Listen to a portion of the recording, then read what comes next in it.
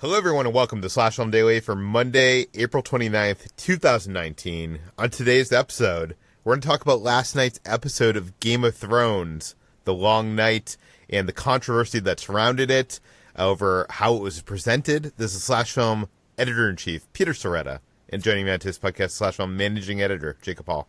Hello, hello. Senior Writer, Ben Pearson. Hey, what's going on? And Ben is phoning in all the way from the UK. Yes, that is correct. I'm here for a work trip that I'm not sure if I can talk about yet, so I'll play it safe and just be coy for the time being. But guys, I want to talk, before we dive into our discussion about this episode, I want to talk about watching the show in the UK. So really quickly, I'm here with a bunch of other journalists, and that's all everybody was talking about. Not the actual event that we're here for, but last night's Game of Thrones and how everybody could watch it. And I was talking with my wife, and there's this, for maybe some people might not know, but HBO Go does not work when you're overseas if your account is like based in America primarily. So you can get this thing, a VPN, which is like, what is that? A virtual private network? Is that what that stands for? Yes. Something like that. So there are a couple of different ways to sort of get around it. Actually, on a previous episode of Slash Film Daily, when we were talking to Jeff about his trip to Disneyland Shanghai, he tried the VPN in to watch Game of Thrones with the VPN there, and they had firewalled it in some way that it was not possible. Yeah, I listened to that episode, so I was a little hesitant about even going down the VPN path in case that happened to be true here. For the record, I don't think it is. I think that's more like China's restrictions versus the UK. Yeah. But anyway, I found that there's a way for people to watch it. So, I mean, I'm sure UK watchers know what they're doing now, but maybe if some of the listeners out there have somehow planned a trip to the UK, and this might be useful information for you, there's this service called Now TV, and it's like a subscription service where you can get access to a lot of different tiers of content, and there's an entertainment tier, and it lets you watch things live and across a bunch of different channels, including Sky Atlantic, which is the network that Game of Thrones airs on here in England. And so I was able to sign up for a 7-day free trial of that, and then watch the episode, like download some software on my computer, watch the episode that way, and then just immediately cancel my account so I didn't have to pay for anything afterwards. So I was happy that I was able to watch it. The problem, of course, is that it aired at 2 a.m. here if I wanted to watch it live. And I had a series of work-related events that I had to attend today, and I didn't want to get up earlier, than I was supposed to leave to try to like force this episode in. So I was like, you know what, screw it. I'm just going to get up at 2 a.m. and watch this thing as it happens. And then, guys, there are commercials with Sky Atlantic. What? And yes, I mean, Jacob, if you were here, I mean, I was like practically sprinting around my hotel room, like screaming in the night. Like, what in the hell? Because as you know, there are no natural breaks in an episode of Game of Thrones, so it just cuts away. Like after there's a moment when there's a very dramatic moment in the episode. Jon Snow draws his sword and walks toward the Night King, and that's not super spoilery for people who, you sort of anticipate that a moment like that might happen. As soon as Jon draws his sword, they cut away, and there's like 9 commercials in a row, and I'm like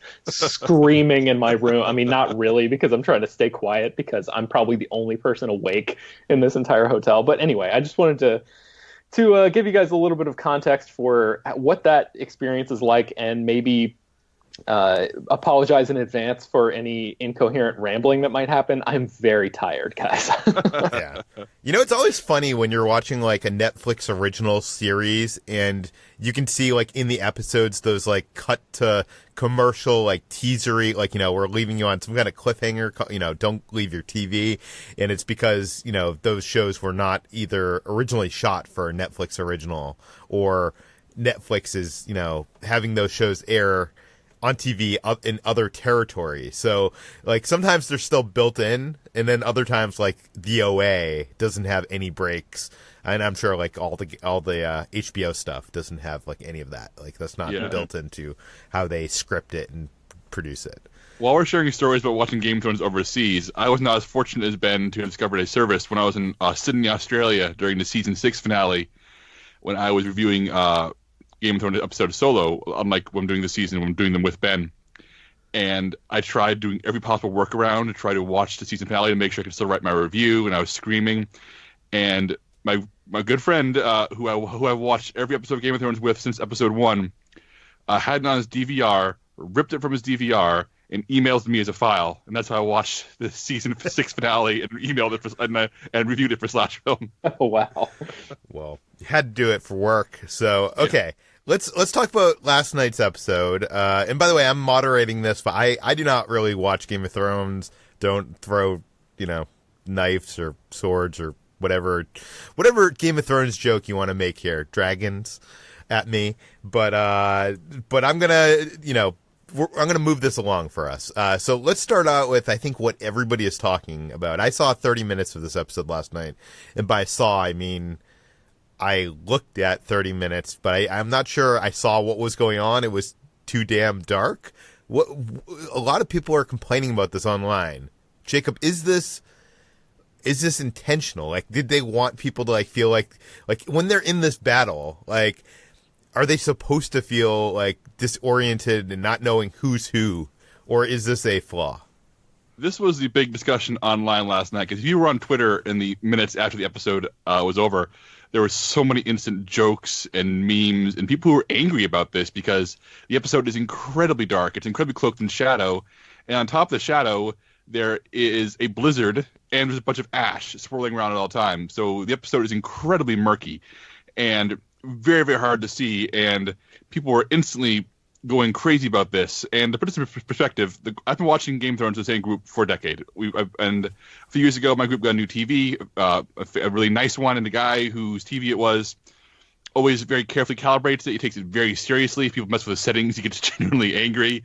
And but halfway through the episode, he paused it. We watched it on cable. We were not watching the streaming version. But he paused it using the DVR and said, guys, I can't tell what's going on. I can't tell who's dying. I can't tell where people are. Can we brighten this up? And we paused the show.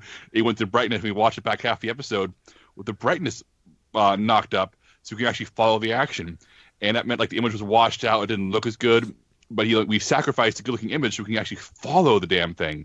And I have never had to do it with Game of Thrones before. I've never had to do that on this TV before. I was bowled over, and I thought maybe something wrong with the TV. But then I went online and found out that people were having the same problem with their cable. People had the same problem on HBO Go and HBO Now. In fact, some people joked that the artifacting from the overworked stream on HBO Go and HBO Now was so bad that it brightened the image, let them see the action better. But either way, whether this our darkness was a creative choice or not, it was a problem. And as I wrote in my review for Slash Film, I believe very strongly that this was a choice. They wanted to have an overwhelming sense of darkness, overwhelming sense of not knowing where the enemy is, overwhelming sense of, doom at you're fighting shadows. And I think that was the intent. But once you put that in ash, once you put that in a blizzard, and once you talk about how the episode was cut, which is a whole separate thing I want to talk about, it becomes incomprehensible. I could not follow this. There's a scene where a character appears to die. We all thought he was dead. Then he appears in another room. We all sometimes said, what? Because we all thought he had died. So, Ben, this is my group watching on a giant TV, calibrated by somebody who really, really knows TVs. How is it in a hotel room on a computer?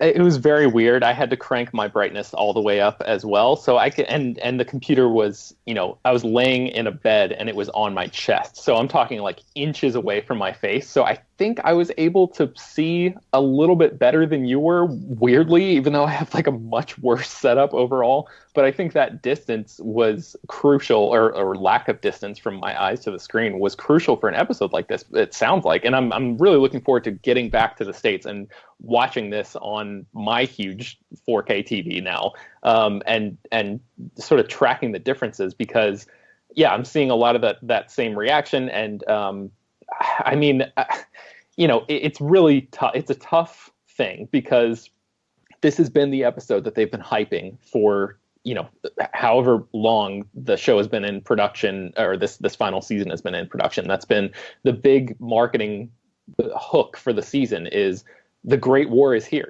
This is the one. They did, whatever it was, 55 nights of shooting.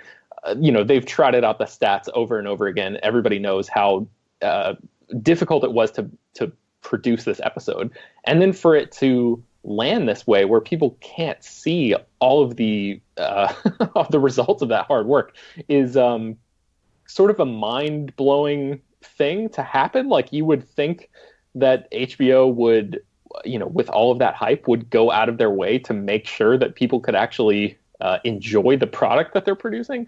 But I guess I should mention, I read right before we started recording, I found this article that Slate published, and maybe we can link to it in the show notes, because it's a pretty good article, and it's a decent explainer of what went wrong with this episode. And if you guys don't mind, I'll just read a quick excerpt from it that might try to get to the heart of why exactly this happened. They said the switch to digital filming and post-production made it easier and faster for TV and film productions to work in low light than it had been on film. Simultaneously, the switch from cathode ray tubes to high-definition televisions a couple years ago made that same low-light cinematography look worse than it ever had before, especially on lower-end models of TVs. Meanwhile, cable companies switched to digital distribution, applying their own video compression to the already compressed signals they got from the networks, and streaming services like HBO Now do the same thing in order to fit HDTV signals into as little internet bandwidth as possible. So every time lossy video compression is applied to the video, the image quality drops. So that's the end of their quote. And they're basically saying it's the perfect storm for all of these decisions to just compound one on top of the other and result in this sort of muddy mess of an episode, because I feel like the episode is pretty decent, but just the presentation of the episode. Yeah, I think that same Slate article, because I skimmed it before we started this, has a comparison to Once, where how in the movie Once the music producers and the musicians take their finished song out in a car test to see how the song sounds outside the studio in a car over the speakers in a car to see if the song actually works. And it makes you wonder, did they take Game of Thrones and put it on an actual consumer TV and test it, or they were just testing it out in HBO's finest facilities? Yeah, it's a real shame, man. I don't know. It's a tough beat for him, I think. Yeah, and one thing I want to talk about is this quote was going around Twitter last night, and Andrew Leslie, who shot all 3 Lord of the Rings movies, was asked on the set of The Two Towers by Sean Astin where the light was coming from, because it's a night shoot and you're setting up all these lights to illuminate the battle scene, and the lights did not make literal sense, to which Andrew Leslie responded, "The lights come from the same place as the music." Which to me is the most brilliant summation I've ever heard of how you can light a movie scene, where you're lighting for storytelling and you're lighting for emotion. I think that Miguel Sakunik, the director of this episode, who's a very, very talented director, he did Hard Home, he did Battle of the Bastards, he's done good battles before, leaned so heavily on trying to create realistic darkness and realistic chaos that he lost the idea of creating a cinematic chaos that we can follow. So rather than being staged chaos, it is literal chaos. Do you agree with that, Ben? The thing about that is, I think you're right, but I think it's the right decision for Game of Thrones. I feel like, because The Lord of the Rings is so heightened, it's heightened in a way that Game of Thrones has not been on a stylistic level. And I feel like Game of Thrones has really, I mean, obviously it's a show about dragons, but the realism has been a huge part of the show's approach to cinematic storytelling. And so I think the idea of let's get in there and show, essentially try to hide a lot of what's coming, I think it makes sense. Look at what happens with Brienne and Jaime and the front lines and that whole Dothraki sequence at the beginning. They're standing there staring into the darkness, not knowing what is about to come at them. And that's totally an intentional decision, and it works really well for watching the fear play out on all of these characters' faces. The problem is it's just it's like a step too far or something. And then also the compression issues that we talked about and some of these other things just add these extra layers, which I don't think were intended. But I don't know if that's bad directing or if that's something that somebody missed a memo somewhere in the process, but or if it's as simple as maybe doing a test shoot and then playing it on a standard issue TV or something like that to try to get a sense of what the final thing could look like. I'm not sure what the solution is, but it just seemed like Do you know what I'm saying, Jacob? Like, it makes Yeah. sense on a story level, but just the execution was not ideal. Yeah, I wonder if HBO is going to release a less compressed version of this on HBO Go or something like that. Like, if that's even possible. Like, because I know the codec for that is across the platform. Yeah, and I don't think this was like incompetence. I don't think this was a case where people were like, I don't think this is crappy filmmaking. I don't think this is inexperience. This is a seasoned crew, the seasoned director. As Ben said, this is clearly a creative choice. And I think early on, like with the Dothraki riding off in the darkness, seeing the lights flicker out, very quickly, is genuinely eerie and a really good use of that darkness. But as the fight comes into the battle and close to Winterfell, and as we're like in the fight, surrounded by torches and fires and dragon flames, it's still murky and it's still hard to follow. And I think this is where the editing comes into effect, because it is all Quantum of Solace style quick cuts. It is all close-ups. There's only a handful of crane shots in the entire episode. Those are the best shots of the battle. Like when the camera pulls out to see the dragons hovering above the clouds, and the camera pulls out for a crane shot to see the dead assembled along the trench that's been lit on fire. But so much of the actual fight, we're watching two dragons fighting one each other. The first time we ever see this in Game of Thrones, and it's entirely these digital close-ups cut to be frames long. Yeah. And in the battle itself, it's just constant close-up. There's no sense of Winterfell's geography. And ultimately, I wrote this in the article as well, most of the fight is like Brienne and Tormund with their backs against walls, hacking at the dead for 45 minutes. Like they're not like teaming up. There's like no like glances with each other. There's no character moments. Only Arya and the Hound really get away from the battle and have stuff happen to them that actually feels different. These characters we love, who we spent all of last week's episode, which is a masterpiece of an episode, saying goodbye to, are turned into glorified extras as they stand in one place and chop for an hour. Yeah, I hate to say it. It sort of reminds me of like the Avengers problem, because now at this point in the show, all of these characters are together in one location, and it's like a storytelling decision of like, okay, these are the characters that we're going to focus on for this episode, and everybody else just sort of gets, short shrift in the whole thing. And especially characters like Jaime and Brienne and even Grey Worm to some degree. It's just like, okay, we've got these warriors, these fighters out here, and we have other characters that we're concentrating on more throughout the thing. So, right, you're right, Jacob. I mean, it just leaves them, with their backs up against the wall and then cross cuts away, to other things, and occasionally comes back to them, and you're like, well, this doesn't really make sense. How would they still be alive? When they're having hordes and hordes of people pushed up to them. Like, the timing didn't really flow very well, and I think that's a larger part of what you're talking about in this editing stuff. And then, of course, that dragon fight, which I think is supposed to be sort of like a holy shit, wow, these dragons are really going at it moment, is again, framed in such a way where it's just the only thing I thought about during that section was how weird it must have been for Kit Harington and Amelia Clark to be on the back of the little dragon models that we always see them on, in behind the scenes episodes. Like, it completely took me out of it, because they were just like spinning and twirling around and like grabbing and falling off and whatever. But it's there's no reality to any of that, and you can't see what's going on. So I think if one of those things was at least true, you might be able to stay in that scene, or I might have been able to stay in that scene a little bit more. But I had some big problems with that. Also this, watching as an outsider who doesn't have investment in this story or characters, it was even like completely obvious to me, like when, at the end of the episode when Arya Stark like shows up out of nowhere. Like, I think that goes against your theory that this could just be like a problem of too many characters in one location, the Avengers problem that you suggest.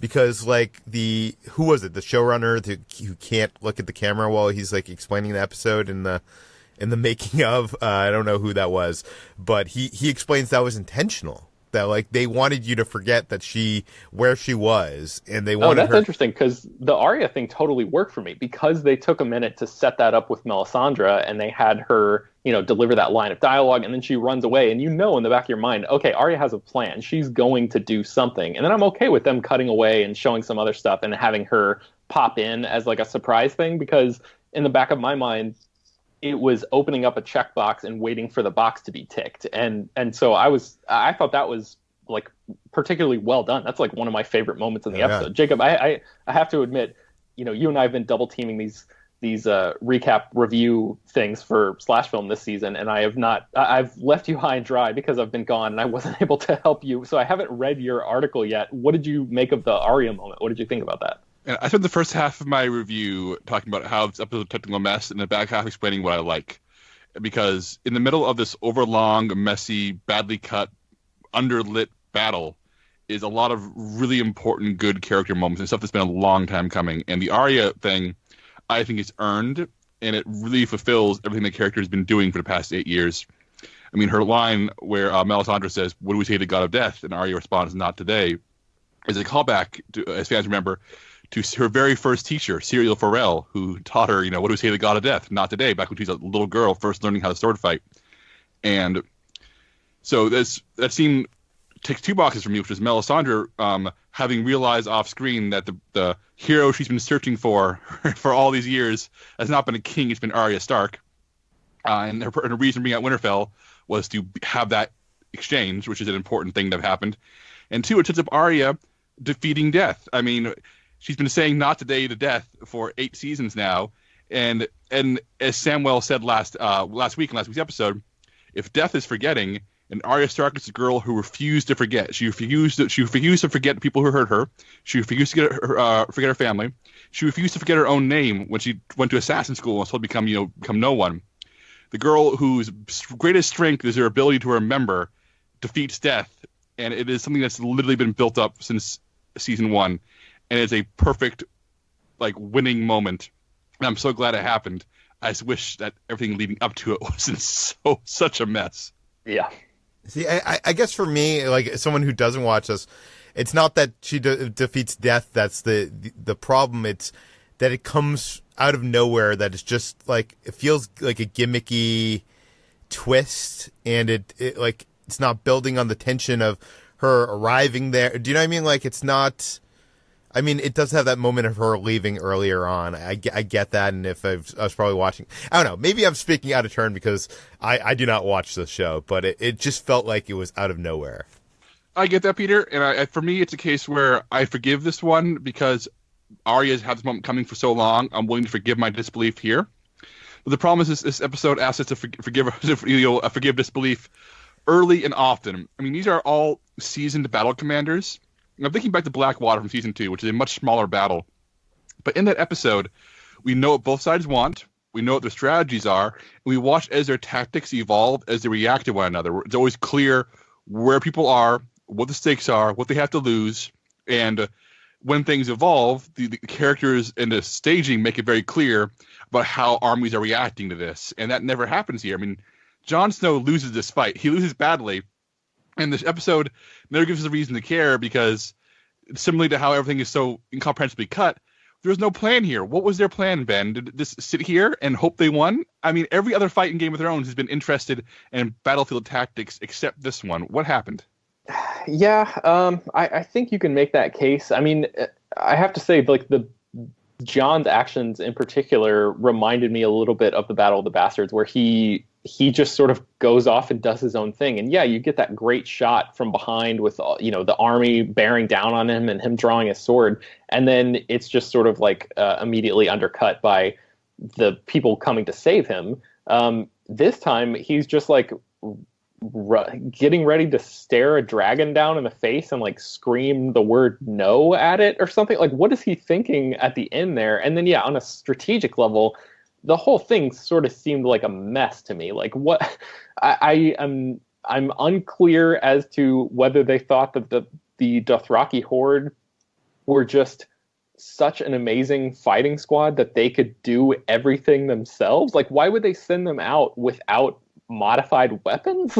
That's a weird thing. I guess maybe they thought that Melisandre's fire was modification enough, but they didn't know that she was gonna show up. The dragon stuff was weird to me too. Why were they? It just seemed so random. It seemed like there wasn't a plan for the dragons, which are your 2 big powerhouse things that nobody else. You're outnumbering them on the dragon front, and it just seemed like. Yeah, I can't defend that.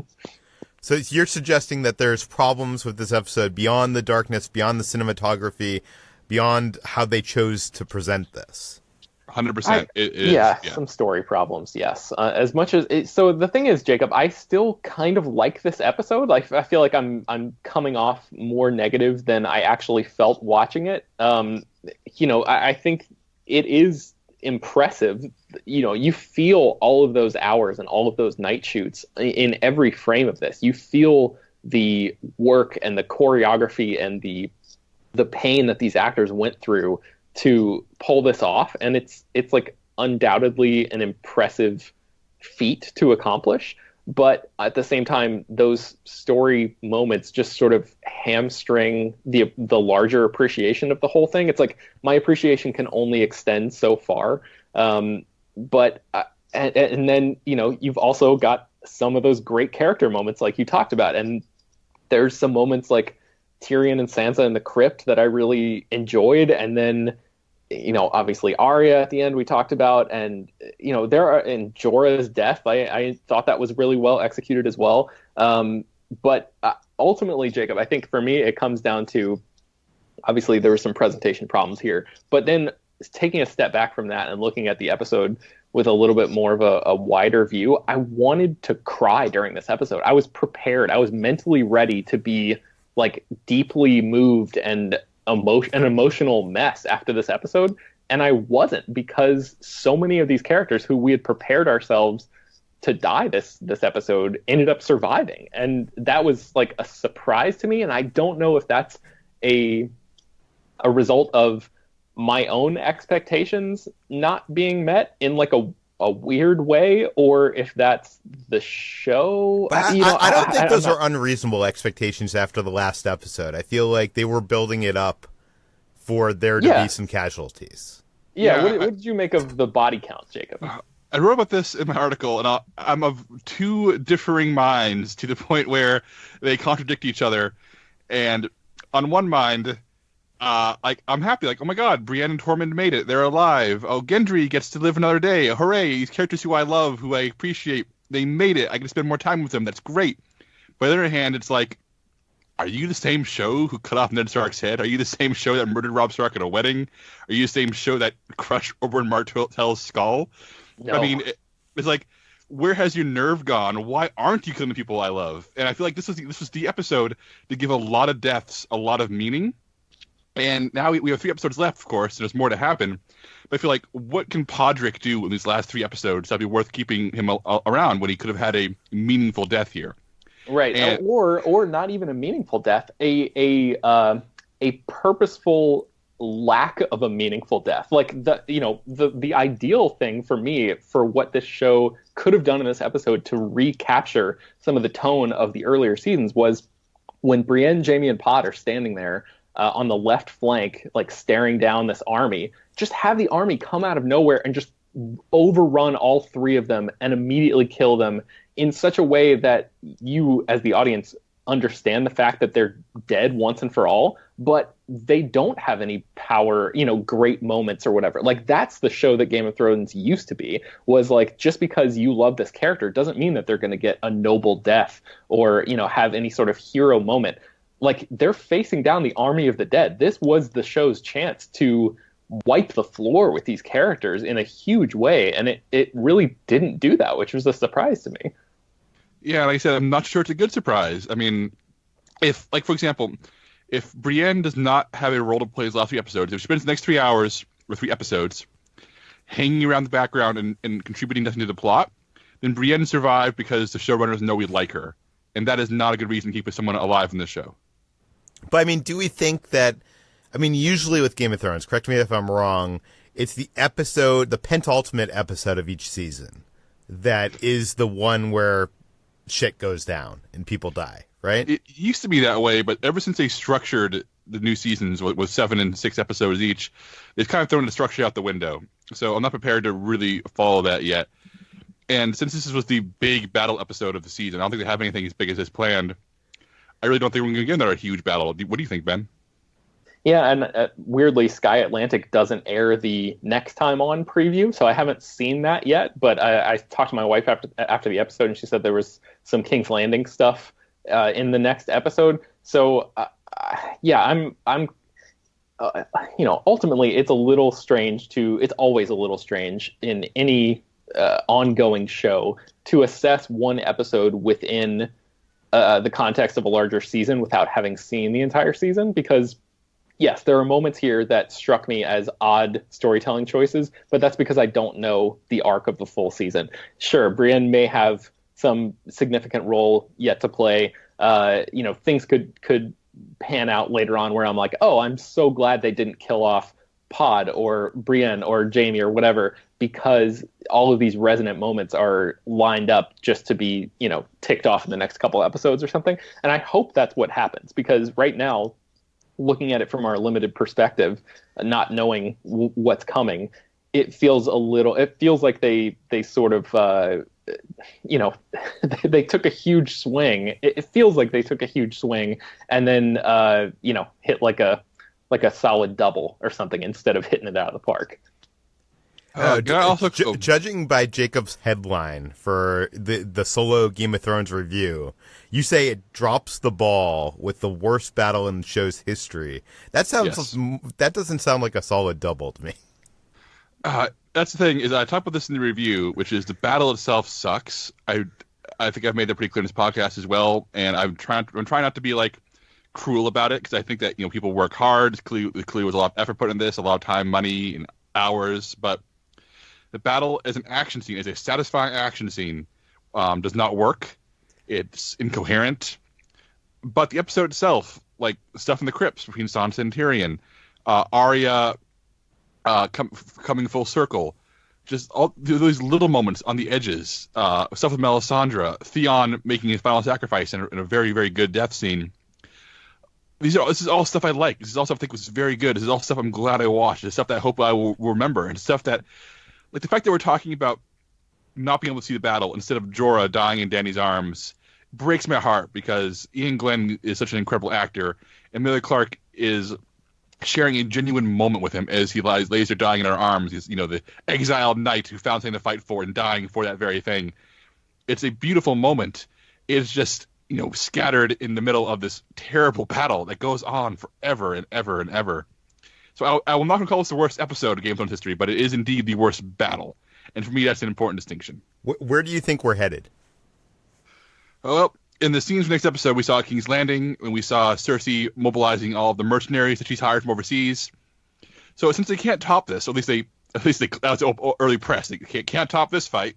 I don't think we're heading toward a massive battle between the surviving Northerners and the Southerners, because there's no one left. I mean, so many of the forces gathered at Winterfell are dead now. So I really do wonder and hope if the final stretch of the show is a return to the politics and the intrigue and the scheming, and a war that maybe winds down through skirmishes and assassination and diplomacy as opposed to a massive conflict. Because I don't think this Jon Snow's army can beat Cersei Lannister in a way that exists in this show's reality. Am I right about this, Ben? Or do you think they're going to try to... Yeah. Yeah, I think so. I think there's no way. I think it's like the same question that I have about where does the MCU go after Endgame, which is you have to contract things down because it's so big that to try to top it is a fool's errand. And I think the show knows that. And I hope, Jacob, that you're right. I think, we've known for years that George R.R. Martin, who wrote the book series on which Game of Thrones is based, gave the showrunners a loose outline of the fates of all the major characters. So the idea that, several of the characters that I thought for sure were going to die in this episode didn't, is,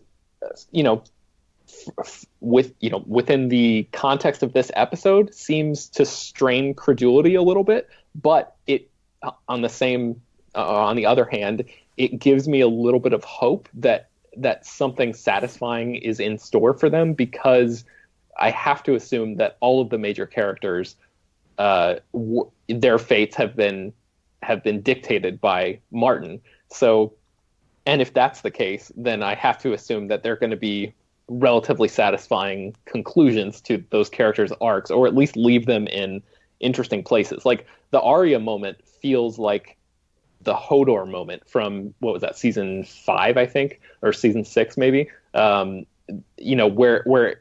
the show was well beyond the books at that point, but that was such a George R. R. Martin moment, and Arya killing the Night King also feels like such a George R. R. Martin moment for all those reasons you listed, Jacob. It's been baked into the fabric of her character since the beginning.